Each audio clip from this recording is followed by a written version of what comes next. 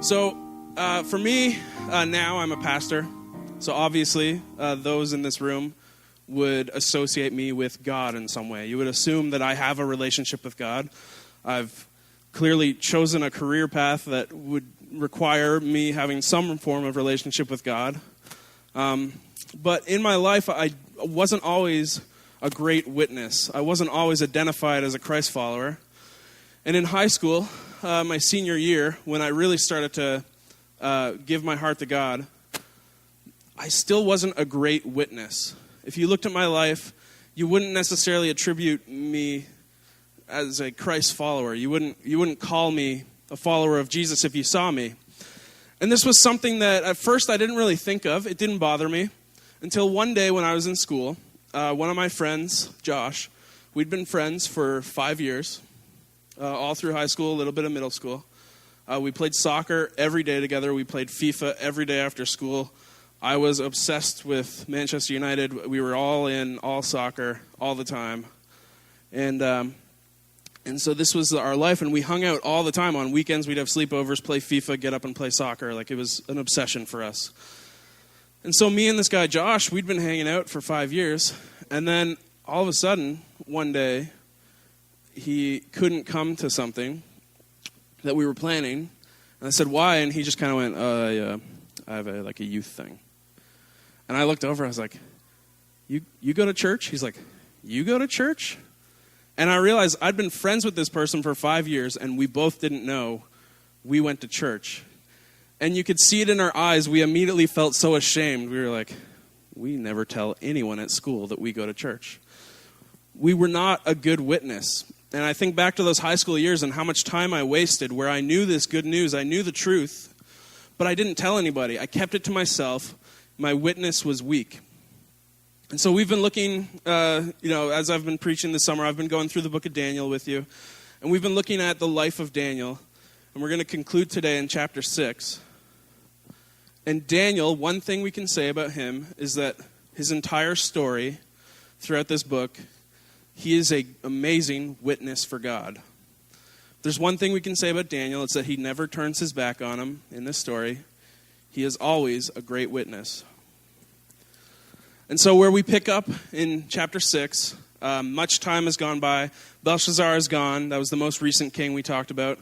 A new king has come in, King Darius.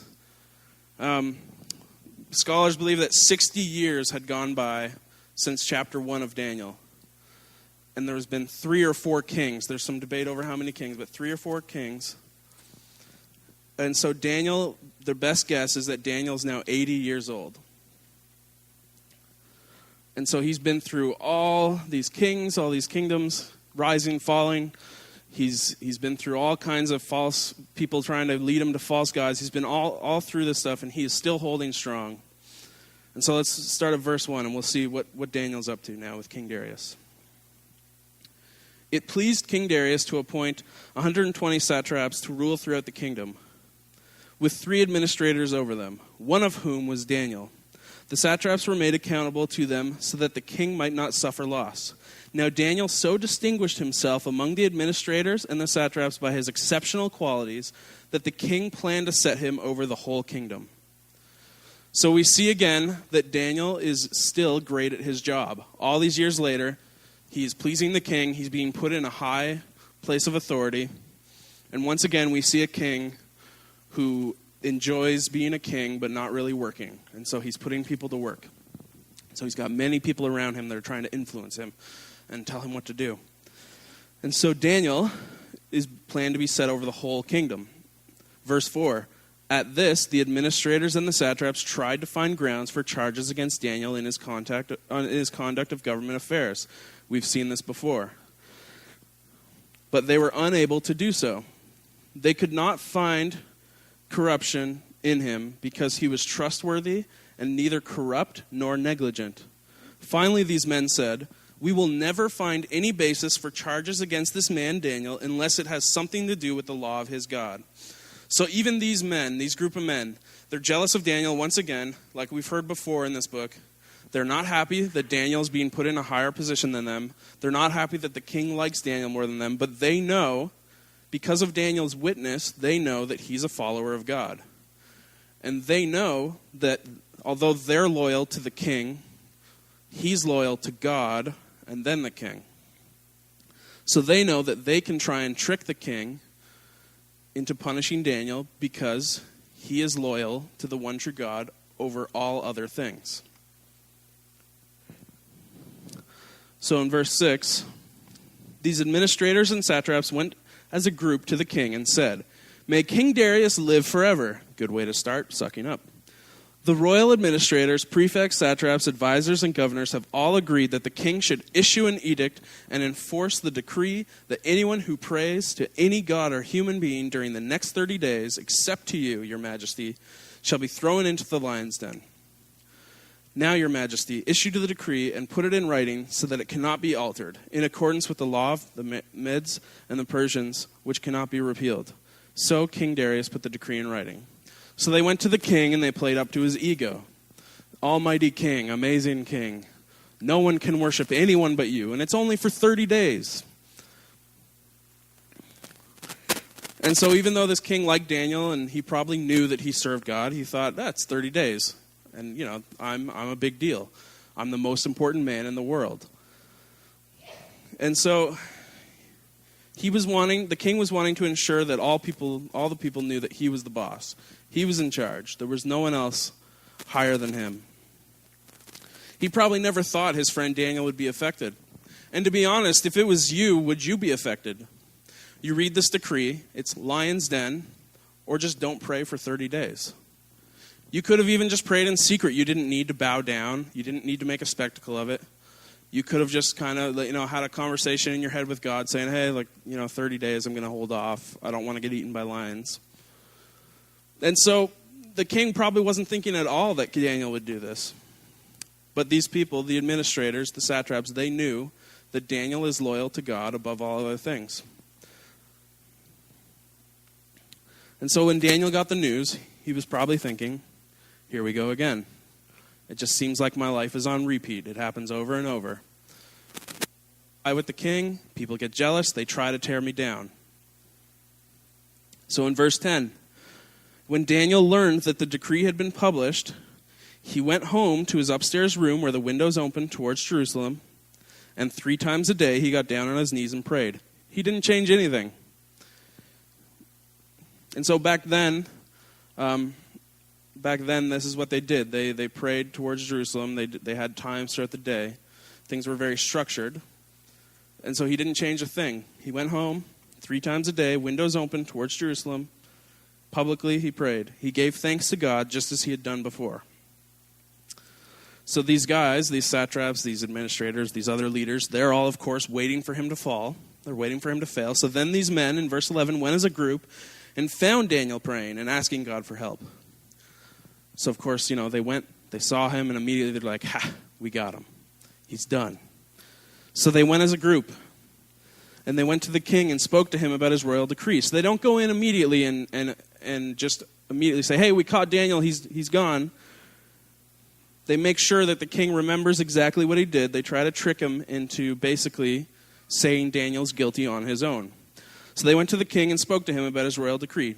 Did you not publish a decree that during the next 30 days, anyone who prays to any god or human being except to you, your majesty will be thrown into the lion's den? The king answered, the decree stands in accordance with the law of the Medes and Persians, which cannot be repealed. So the king at this point, he doesn't realize they've kind of tricked him, they've duped him into sending his own friend into the den. So then they say to the king, Daniel, who's one of the exiles from Judah, pays no attention to you, your majesty, or your decree you put in writing. He still prays 3 times a day. When the king heard this, he was greatly distressed. He was sad. He was determined to rescue Daniel and made every effort until sundown to save him. So back then, the way these decrees worked is once it had the king's seal, you couldn't go back. It didn't matter what the king wanted. He couldn't just decide, I changed my mind. But he did have until sundown to carry out the decree. So he had some time. And, he probably was just sitting in his room thinking, how can I get Daniel out of this? But ultimately, there was no way to save Daniel. And so then the men went as a group to King Darius and said to him, remember, your majesty, that according to the law of the Medes and the Persians, no decree or edict that the king issues can be changed. Verse 16. So the king gave the order, and they brought Daniel and threw him into the lion's den. The king said to Daniel, "May your God whom you serve continually rescue you." So even the king knows about Daniel's faith. Everybody knew about Daniel's faith. His witness was a great witness. He told any and everyone that he believed in Jesus. And so even the king, as he's throwing him into the lion's den, is saying, "Let your God save you. You continually serve him. No matter what, you do not stop serving him. Let him rescue you." So in verse 17, to make sure he couldn't get out, a stone was brought and placed over the mouth of the den. And the king sealed it with his own signet ring and with the rings of his nobles, so that Daniel's situation may not be changed. So no one was allowed to come and move the rock. If they did, they would probably end up in the den as well. So then the king returned to his palace and spent the night without eating and without any entertainment being brought to him, and he could not sleep. He was distraught over his friend Daniel being put in the lion's den. He did not want his friend to die. Verse 19, at the first light of dawn, the king got up and hurried to the lion's den. When he came near the den, he called to Daniel in an anguished voice, "Daniel, servant of the living God, has your God, whom you serve continually, been able to rescue you from the lions?" Daniel answered, "May the king live forever. My God sent his angel, and he shut the mouths of the lions. They have not hurt me, because I was found innocent in his sight, nor have I ever done any wrong before you, your majesty." In verse 23, the king was overjoyed and gave orders to lift Daniel out of the den. And when Daniel was lifted from the den, no wound was found on him because he had trusted his God. So fortunately, we do not have a legal system like this today. Times have changed. But you may be wondering, why was it only a night? Why by the next morning does he just get to come out and be free? They had this thing that was called innocence by ordeal, which was, if you were put into a life and death situation and you managed to survive the night, then they believed that the person who was in there, their God, has deemed them worthy of living. And so by Daniel making it through the night, the king now had a way to get Daniel out. He was able to free him. And it was because the God that he served wanted him to live. And so then the king, at his command, just to show that the lions were hungry and it was God that saved Daniel, he sent the men who had falsely accused Daniel into the lion's den. They were thrown in along with their wives and children. Once again, olden days, legal system, not great. And before they reached the floor of the den, the lions overpowered them and crushed all their bones. And then King Darius wrote to all the nations and peoples of every language in the earth, "May you prosper greatly. I issue a decree that in every part of my kingdom, people must fear and reverence the God of Daniel. For he is the living God, and he endures forever. His kingdom will not be destroyed, and his dominion will never end. He rescues and he saves. He performs signs and wonders in the heavens and on the earth. He has rescued Daniel from the power of lions." And so Daniel prospered during the reign of Darius and the reign of Cyrus the Persian. And so Daniel's witness was great. And it led to the king recognizing that God was real. Once again, Daniel stood his ground, as we've seen so many times, and he stood up for God, did what was right, and the Lord delivered him. And so how was Daniel's witness so great? What was he doing? He did things with excellence. There's a reason that Daniel kept being brought to the top. There was a reason I liked him so much, and that's because he was great at his job. Clearly, he was a good leader. There's a reason that he was continually put in rule over people by these kings. Daniel did things with excellence. He did things unto the Lord. And so Daniel, we see in verse 2, it says, he distinguished himself among the administrators and the satraps by his exceptional qualities. And the king planned to set him over a whole kingdom. So amongst the best of the best in this nation, Daniel was above them. He was set above. And so Daniel has taught us that we need to do things with excellence. Whether it's in our workplace or in our home or with our friends, wherever we are, do things with excellence. do things to the best of our abilities.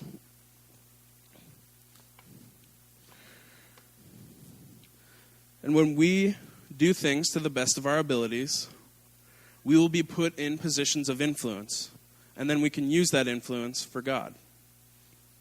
There's a difference between having power and having influence. Anytime humans get power, they become corrupt somehow. It seems like we humans are just when we get in these power positions, we're just drawn to the darkness. And so when we become powerful people, typically you associate power with people that are, big and strong, and I always think of like anger comes with power. And that's not always the case, but oftentimes as humans, if we're given power, we tend to mess it up. But when we strive instead for power, when we strive for influence, when we strive to have influence over our community, if we are influencing them in the ways of Christ, in the ways of God, if we are living our lives to the best of our ability as a representation of Jesus, if we are trying to be like Christ, and we are having influence over our community, we can affect the community for good. We can change for good. And so doing things with excellence, doing our jobs, just keeping our home in a way that is excellent, raising our families with as much excellence as possible, all these different things, if we do them with excellence, then we can have influence, and we can influence people for good. The other thing Daniel did, which we can see all throughout this book, is that he remained faithful. He never gave up on God. This book started and he was in exile. He had lost his nation. It would have been easy for him from the very beginning to give up on God. But he kept pushing through, and believing and remaining faithful to God. Daniel's 80 in this story. He'd been through 3 or 4 kings, and he never gave up on God. He'd seen kings come and go, be killed in gruesome ways. He'd been thrown in a lion's den. Some of his best friends were thrown in a furnace. He'd been tempted with the king's food and the king's wine. He'd been completely forgotten and put aside by a king and then brought back to the front to interpret a dream, and then completely ignored when they gave him a robe and gave him money and gave him leadership when he didn't want it. And so he'd been all through all these things and seeing so many evil people, corrupt people running the nation that he loves. Yet he remained faithful to God. And I think sometimes, especially my generation, younger people, I want things at the snap of a finger. I grew up on Google. I remember last year, me and my friends started doing this thing where if we were trying to think of, we often talk movies, and we would try and remember names of actors in movies. And then we would always just pull our phone out right away, Google the name of the movie, and then we'd be like, oh, it's this guy. And like, oh, okay, cool. But we were like, what if for a while we just don't Google and we just think? And then maybe in a couple days it'll pop into our head. Because sometimes it just pops into your head randomly if you just wait. And we started doing this practice and found it so hard for us because when we know the information is right there on our phone or at our computer, it's so hard to wait. But it was so satisfying. As silly as it was so satisfying to remember that actor's name. You'd be like 3 days later, just like, oh, right. And then I'd text them, be like, yeah, it was him.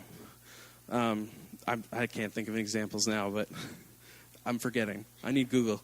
But we forget, and it's so satisfying whenever you just wait and you try and figure it out. And you remember these little silly things, right, that really don't matter. Like, how many points did the Leafs get last year to come last place in the league? I don't care.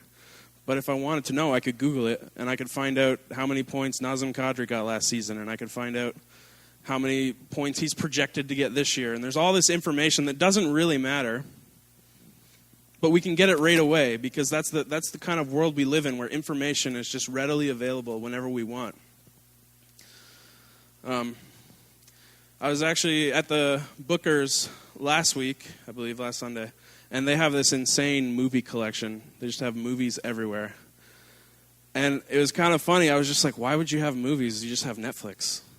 Like, what's the point? It takes too long to open the disc and put the movie. Like, why? I can just go on Netflix, type it in, it's there. Right? My mindset is everything is digital. I don't have physical copies of music. I don't have physical copies of videos. Everything is online because it's so much quicker, more efficient. It saves space. And so we're this group of people now, younger people, and I think it's filtered into kind of everybody, where everything is so easily accessible. It's so quick that we lose that joy that comes from waiting. And so with Daniel, we see that at the end of his life, things turned out pretty well. He remained faithful. And I'm sure there was times where, it's not recorded, but I'm sure there are times that his prayers to God were ones of frustration. I'm sure he got tired of waiting. But he was patient, he waited, he remained faithful, and then God rewarded him. And so as followers of Christ, we need to be patient sometimes. God isn't going to answer our prayers tomorrow. Sometimes he will. Sometimes we see immediate answers to prayer, and those are awesome. But other times, you may have been praying for someone or something for 20 years. And then when he finally provides what you've been praying for, how amazing is it? And so Daniel, while following God, he had over 100 people conspire against him. He had people try to throw him into... Well, they did. They threw him into a lion's den and tried to get him killed that way. He had all kinds of people all throughout his career against him. But he remained faithful to God. And then they went and used his faith against him in the end. But still, God was faithful. And so, no matter what the odds are stacked up against you, and no matter how difficult things get, what we've learned from Daniel is that God's way is better. And so, what is God asking us to do? Are there things in our life that we've been impatient about? Are there areas in our life where God's calling us to a higher level of excellency? What is God calling us to do? How is he asking us at PA Wesleyan to affect the people in Perth-Andover? What kind of witness is he calling us to in this area? Because really this chapter, that is kind of the big theme. The overarching theme is witness. This whole book, we see Daniel's witness, and it all comes to fruition here. Daniel's witness is not private. People knew that he was a follower of Christ. Can the same be said for you? Do your neighbors know? Do your extended family know that you're a follower of Christ? Do your coworkers know? It's the same for me. You know me as a follower of Christ because I'm a pastor here, but once I leave these doors and I'm in the community, I don't look like a pastor. I don't have like a clergy collar. I don't have like a sign over me that says I'm a pastor. To be honest, I'm often in shorts and a t-shirt with a hat on, so most people probably don't look twice at me. And so do those people that I come into contact with know me as a follower of Christ when I'm interacting with people in the community? What is my witness? What kind of witness is God calling me to for Perth-Andover? Because more and more, there's a pressure in our culture. It's kind of under the surface. No one's really saying it. Some are, but a lot aren't. It's just kind of under the surface. But people are basically telling us, listen, that's fine. Go to church on Sunday. Be a Christian. But when you get to work, you do your job. You keep your mouth shut. Don't talk about Jesus here. We don't want to talk about faith here. Work is for work. Church is for church. And so there's this thing that's happening where we just don't want to offend people. Everyone is just getting offended by faith, by religion. You're not allowed to talk anymore. In schools, if you're in a science class and you stand up and say, well, I'm a Christian, so I don't believe in evolution, you're criticized. You're told that you're silly for thinking that the science is there. You're not allowed to have your opinion anymore. And so more and more, we're just kind of quieting down, keeping our mouth shut, going to work, going on our way, and then coming to church, and then worshiping God here. But church happens outside these walls more than it does in here. We're here 1 hour a week for Sunday morning, but we're in the world the rest of the week. And that's where church is happening. That's where our witness needs to be strong. And so my challenge is that people outside of these walls, we need to have a strong witness, and people need to know that we are Christ followers. And I know that pressure well. I know how difficult it can be to talk about the church, to talk about Jesus, to talk about my faith in a non-Christian environment. I spent 5 years at Kingswood / King's Church in St. John, where I did an internship. And so while you're there, you're very much in a bubble. All your friends are Christians. It's very difficult to find non-Christian friends. You're always working with Christians. Even the people that aren't Christians are in a church, so they are at least open to God. And then after that, I worked at a church in Ontario part-time for a while.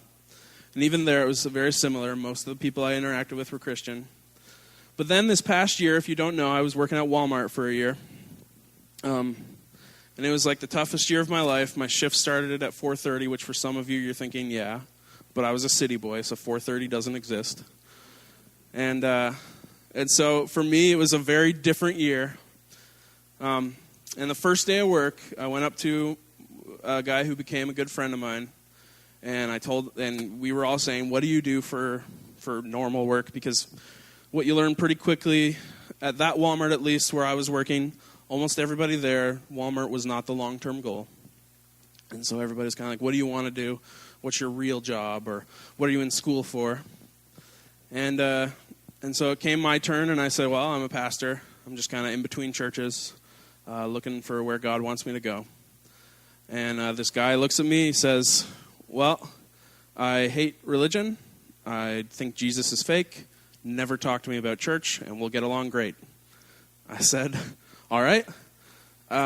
We can still be friends, though. He's like, yeah, just don't talk about God. I'm like, that's fine. I'll be your friend. He's like, okay. So we start working. He's in school, so he only works the weekends, and so I worked every Saturday because I was, in my department, nobody got Sundays off. But I will credit Walmart. They gave me every Sunday off for church. And so that meant I worked every single Saturday. And he worked every Saturday because he was in school during the week. And every weekend we'd come, we'd hang out, we'd talk. We'd talk about TV, we'd talk about movies. We found out that we both love board games. So we started playing games over the lunch hour. Then time went on, and he started inviting me over to his house. He was doing game nights.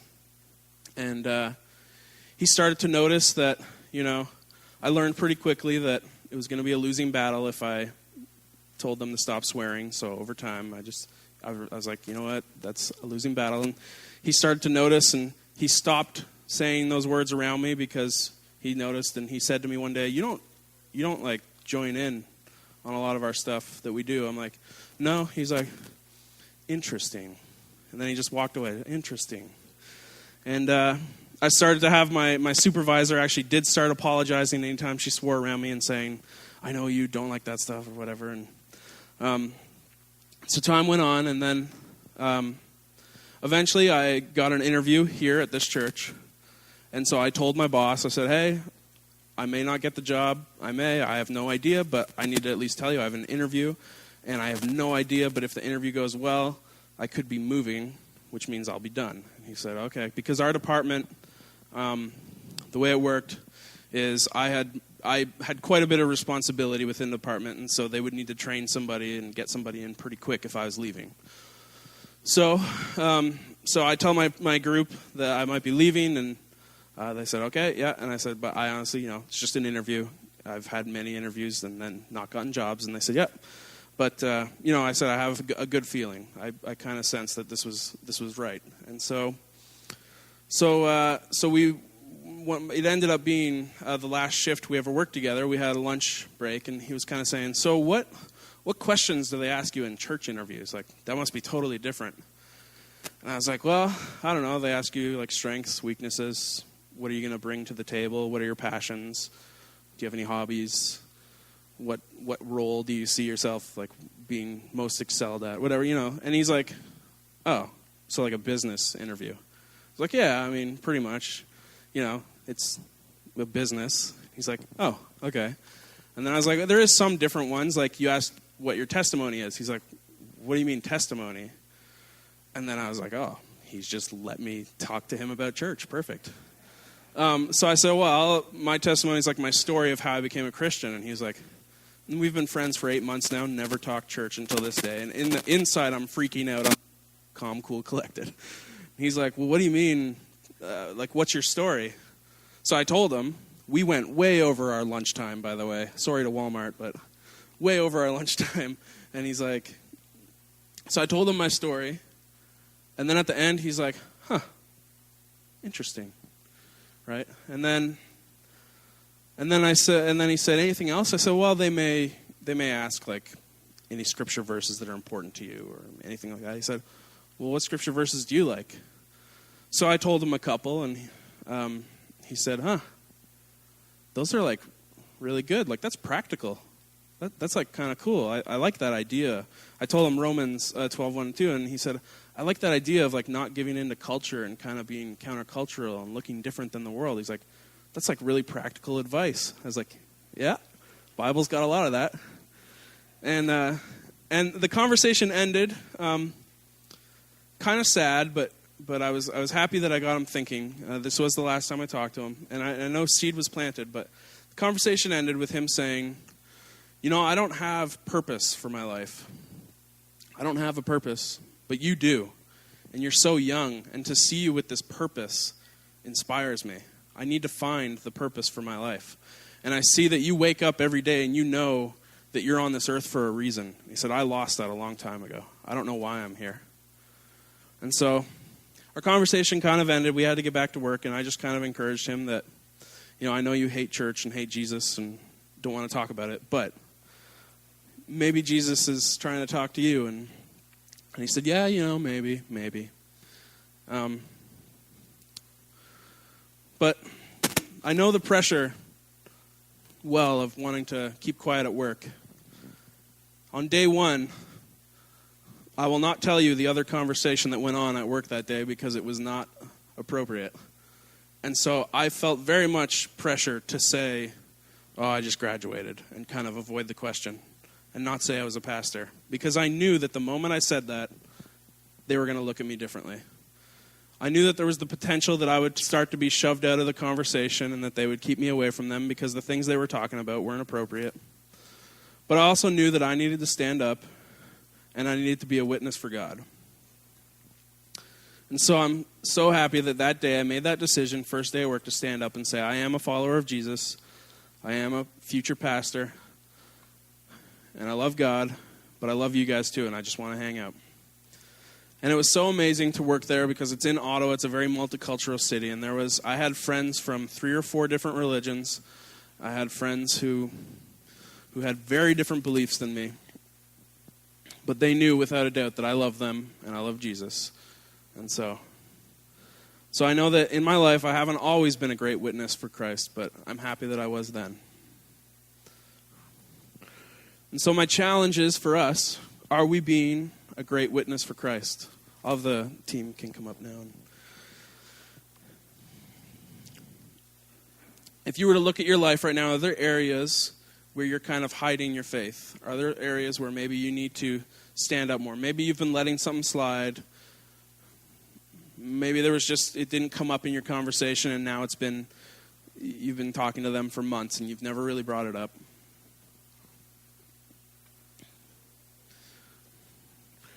Maybe you need to look and ask God for courage and strength to be a better witness for Christ in this area, in this neighborhood.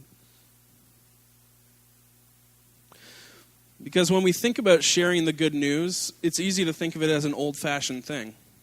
You think about back in the day, if a new person came to church, say someone came to church, filled in a little slip, and we knew where they lived.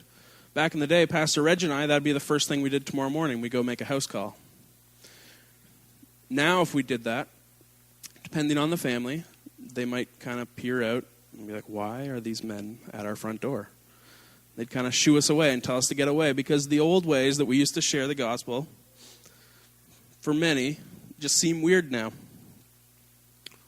But if we really think about it, people need Jesus more than ever now. There's so many things pulling people away from Jesus. And so more than ever, we need to be willing to step out in faith We need to be willing to do things with excellence, to remain faithful to our God, and be a witness for him.